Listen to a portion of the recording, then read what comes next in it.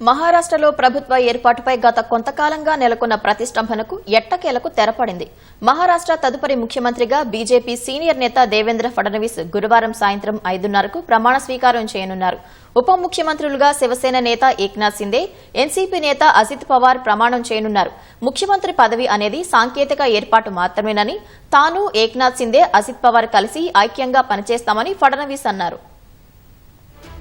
మహారాష్ట్ర తదుపరి సీఎంగా BJP senior నేత దేవేంద్ర ఫడ్నవీస్ గురువారం సాయంత్రం 5:30కు ప్రమాణ స్వీకారం చేయనున్నారు. బుధవారం జరిగిన బీజేపీ కోర్ కమిటీ సమావేశంలో మహారాష్ట్ర సీఎంగా ఫడ్నవీస్ పేరును ఖరారు చేశారు. అనంతరం ముంబైలోని విధాన్ భవన్లో బీజేపీ శాసన సభాపక్ష సమావేశం జరిగింది.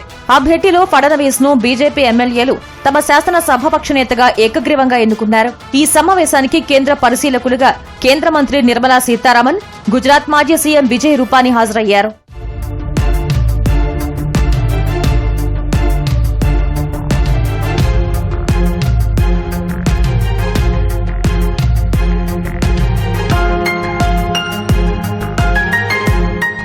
మధ్యాహ్నం మహారాష్ట్ర గవర్నర్ సిపి రాధాకృష్ణన్ను కలిసిన మహాయుతి నేతలు ఫడ్నవీస్, ఏక్నాథ్ సిందే, అజిత్ పవార్ ప్రభుత్వ ఏర్పాటుకు ఆహ్వానించాల్సిందిగా కోరారు.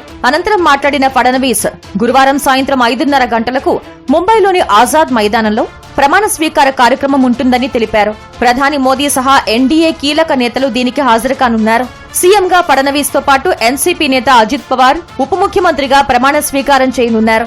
ముఖ్యమంత్రి పదవి అనేది సాంకేతిక ఏర్పాటు మాత్రమేనని ఏక్నాథ్ సిందే, అజిత్ పవార్ తాను కలిసి ఐక్యంగా పనిచేస్తామని ఫడ్నవీస్ అన్నారు.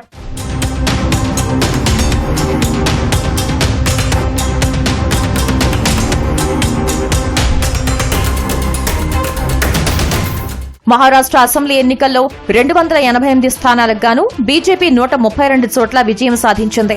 ఆ రాష్ట్రంలో బీజేపీ అత్యుత్తమ ప్రదర్శన ఇదే. మహాయుతి కూటమి మొత్తంగా 230 స్థానాలు సొంతం చేసుకుంది. అయితే ఆ తర్వాత ప్రభుత్వ ఏర్పాటుపై కూటమిలో కొన్ని రోజుల పాటు ప్రతిష్టంభన నెలకొంది. సీఎం ఎంపిక, శాఖల కేటాయింపులపై బీజేపీ, శివసేన, ఎన్సీపీ మధ్య అనేక చర్చలు జరిగాయి. ఎట్టకేలకు ఆ చర్చలు కొలిక్కి వచ్చాయి.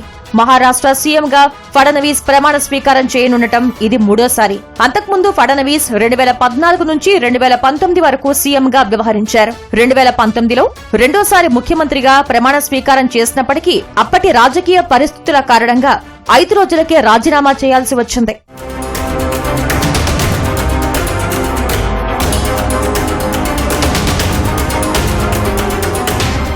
ఆర్ఎస్ఎస్ తో అనుబంధం ఉన్న కుటుంబంలో ఫడ్నవీస్ జన్మించారు. 1989లో ఆర్ఎస్ఎస్ విద్యార్థి విభాగమైన అఖిల భారతీయ విద్యార్థి పరిషత్ లో చేరారు. న్యాయశాస్త్రంలో డిగ్రీ, బిజినెస్ మేనేజ్మెంట్ లో పీజీ చేశారు. విద్యార్థి ఉద్యమంలో ఉండగానే 22వ ఏట నాగ్పూర్ నగరపాలక సంస్థ కార్పొరేటర్ గా ఎన్నికయ్యారు. 1997లో మేయర్ పదవిని చేపట్టే నాటికి ఆయన వయస్సు 27 ఏళ్లు.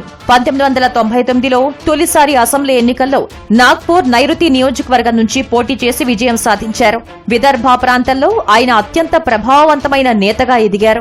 4 సార్లు అసెంబ్లీ ఎన్నికల్లో గెలిచారు. 2014లో తన 44వ ఏట ఆయన ముఖ్యమంత్రి పదవిని అధిష్ఠించారు. అవినీతి ఆరోపణలకు దూరంగా ఉండటం ఫడ్నవీస్ కు రాజకీయంగా బాగా కలిసొచ్చే అంశంగా మారింది. పార్టీకి విధేయంగా ఉండి 2022లో సీఎం పీఠాన్ని వదులుకుని ఉప ముఖ్యమంత్రిగా సర్దుకోవడం ఆయన ఇమేజ్ ను అధినాయకత్వం వద్ద పెంచింది. ఈ నేపథ్యంలో మహారాష్ట్ర సీఎం పదవి విషయంలో పలు పేర్లు తెరపైకి వచ్చినా చివరికి ఫడ్నవీస్ వైపే బీజేపీ అధిష్టానం మొగ్గు చూపింది.